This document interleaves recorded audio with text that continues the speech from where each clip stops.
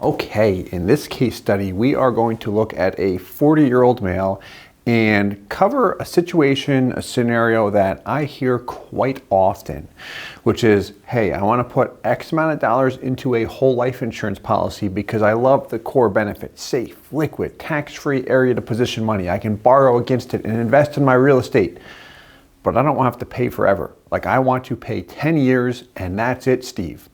We'll often hear this from individuals, whether it's 10 years, 5 years, however long an individual wants to pay into a policy. It is very, very comforting to know that you do not need to fund a policy for a long period of time. In fact, you can often boost or really enhance the performance. I'm talking about the internal rate of return if we shorten the funding period on a cash value life insurance policy. You're going to see that in this example. So we've got a 40-year-old male.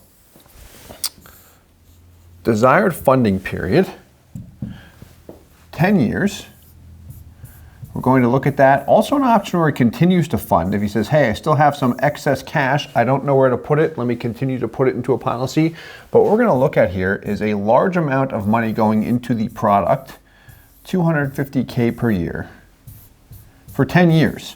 So over that 10-year period, that is a total of $2.5 million he's going to allocate towards a high cash value life insurance policy. Now we're going to look at several options here. Why he's purchasing the policy. First reason why: safe, liquid, tax-free. He likes the liquidity. He's a heavy real estate investor. He wants to be able to purchase or acquire real estate as time passes, but he loves the safety. Hands off, doesn't have to think about it, worry about the market, economy, nothing like that. It goes nowhere but up. And he is in a higher tax bracket, so that tax-free piece is appealing to him as well. So let's touch on the real estate purchase there. He views this also as a fixed savings asset. So on the long-term funding here, he's got an interest here, long-term savings, I should say. Okay. Long-term saving. And then also, this is very important here, when he's looking at a large amount of money, or if anyone's looking at a large amount of money, having flexibility, any amount of money really, meaning he's paying $250,000 per year. But a question he had, it's not really a concern of his because he's got the cash flow and cash on hand to fund the policy, but he does worry about the fact, or worry if he cannot make that payment, is he going to receive a bill for that every single year for $250 grand? Because that's what he does not want to receive. The answer is no, not at all. The policy is going to be designed very, very flexible. So going back to the core fundamentals here, we give ourselves a little bit of space. Where can your money go? If you're paying any dollar amount into a policy, if we look at our policy design, I can pay money toward the premium component, which here we're going to have at 10%, a little bit lower actually, so it's a little bit below $25,000. And then the PUA component. The PUA component is very flexible. So what this means is he can commit to a minimum premium of $25,000 per year, and then any and all additional funds up to a max of $250 per year, he can add into the policy 100% at his leisure. This is with a company that accepts payments to be made at any random point in time as well. I've got a policy, 2 policies with this carrier actually, where you can just log onto an online portal on your computer, throw money into PUAs, mobile app, extremely flexible. They've invested a ton of money into technology in order to be able to do this. So let's take a look at the numbers here. Whenever we're looking at any dollar size, but especially a larger dollar size, looking at all scenarios, guaranteed, worst case scenario, guaranteed interest rate, what will the policy look like? Meaning, we do not, under any circumstances, want to get in the illustration game where we say, hey, let's just show the best rates, the best numbers possible, because that increases the likelihood of this person being wowed and then purchasing the policy. If you do that, in my opinion, and this is for all agents watching, or if you're subscribed to our training program, you know this already. If you do that, you're setting yourself up for a difficult conversation down the road. Because if I purchase a policy thinking it's going to perform based on the best looking numbers, and then it under delivers, what's going to end up happening? Will that client blame the insurance company, or will they blame you, the agent? Don't try and set it up and then talk your way out of it down the road. Set expectations properly by looking at all numbers. So here we've got the guaranteed rate, which is a gross rate of 4%, $250,000 per year going into the policy, breaking even between years 6 and 7. If we condense the funding to 5 to 7 years, we can get that break even just about year 5. But here, he wanted to pay in 10 years. His goal was, hey, I want to fund this thing for 10 years and then I'm done. Nothing thereafter. So, guaranteed values, there we go, cash rich right off the bat. Positive cash value between years 6 and 7. After year 10, I've got $2.5 million I've paid into it. Almost 2.7 in cash value. Continues to grow with 0 out of pocket. No premium, nothing like that is due anymore. We killed it. We executed what's called a reduced paid up in this example. But there we go. Guaranteed rates. Great way to set expectations properly, in my opinion. Then we have the company's present dividend rate. Breaking even right at year 4, we're positive, which is strong for a cash value life insurance policy. And then we've got the indexed feature attached. So this is a company, here's the company, that actually offers an indexed participation feature where we can switch back and forth between the dividend and the indexed feature as well. We've got several videos of exactly how that feature works on our YouTube channel as well, under how does the indexed feature work or indexed whole life. It goes into more detail on that. But we've got the company's 2021 dividend rate here was the same as 2020, then the indexed feature, and you see stronger illustrated values over time. Okay. Safe, liquid, tax-free area to position money. Now, what I always like to touch on, especially when working with larger size policies, is make sure that full transparency exists around what the policy is actually growing by. So notice we put the word gross here in each of the returns. 4% gross as far as the guaranteed rate. The dividend rate, 5.65% gross. The reason why is anytime I see a dividend rate or a guaranteed rate, whatever the insurance company is publishing and saying, hey, here's our crediting rate. As the consumer, what I want to know, if I'm you, if we flip positions, as the consumer, what I want to know is that is a gross rate that is credited after the company's insurance expenses and mortality charges.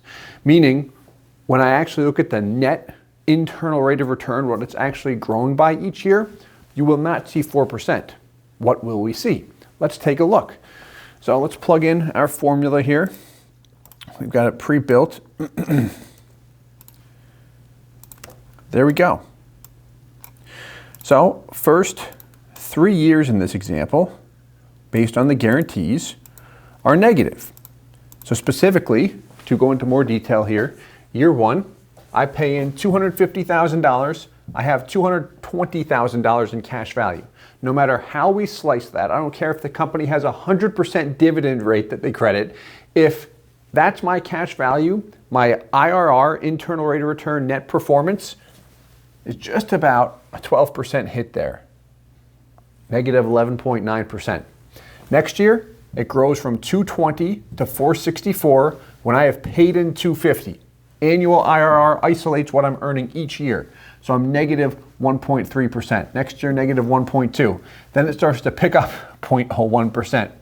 These are the guarantees. Absolute worst case scenario. When you look at the major mutual carriers, they have operated in a non-guaranteed environment for the past about 150 years when you look at those guys. And what's interesting, when you look at well-designed policies that are really beefing up the PUA component and the early cash value, that's when you see strong internal rates of return, even here in the guarantees.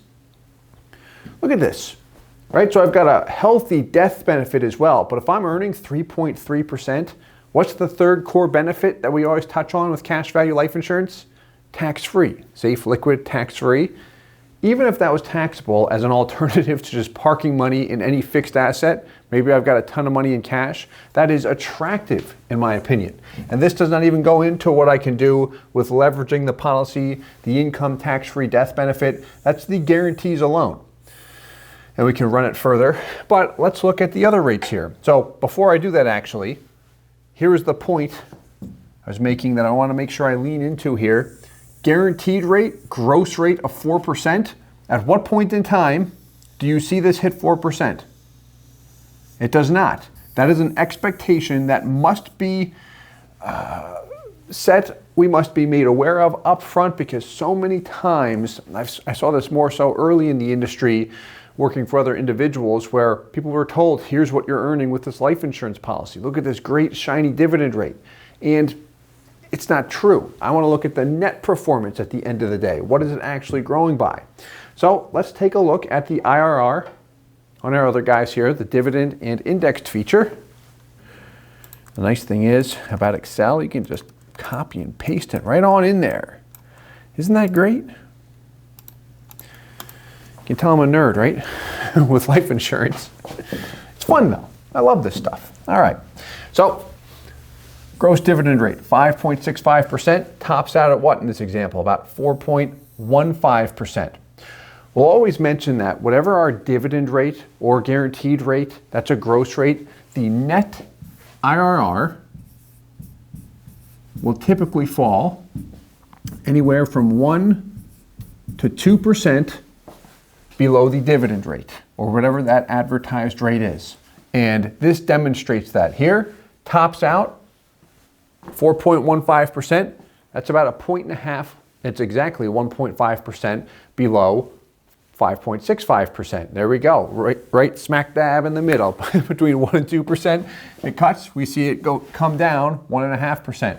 Same thing over here with the indexed feature. Looks much better. It illustrates better because I've got greater earning potential here. And same thing over here with the guarantees. You'll always see that spread there somewhere in that neighborhood. So here is the sample that the individual wanted to see, satisfying his goals. Number one goal, I only want to pay into it for 10 years. But let's assume that year 10 comes, year 10 goes, and he says, you know what? I've got some excess cash. I don't want to continue to pay in $250,000 per year, Steve, but can I continue to pay money into this policy? Because I love the fact from year 9 to 10, I paid in $250. It grew from 2.55 to about $2.9 million. I get my $250 back and a lot more on top of it. The next year, if I pay nothing in, I see it grow by about $120,000. Hey, this is great. Can I continue to add more money to it, even though I equipped the policy, the plan, to only pay for 10 years initially? And the answer is yes, you can continue to add to it, unless we set it up as a limited pay product, a 10 pay or something like that. But here's a policy, we can continue to feed it if we wanted to. Here we go.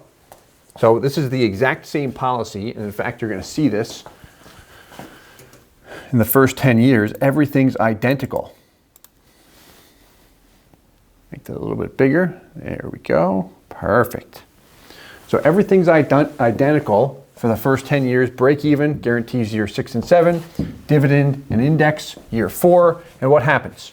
Year 11, we decide we want to continue to pay in $50,000.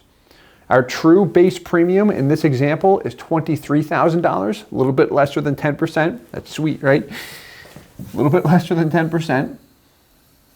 So we're paying the 23 plus a PUA, and we're constantly feeding the policy.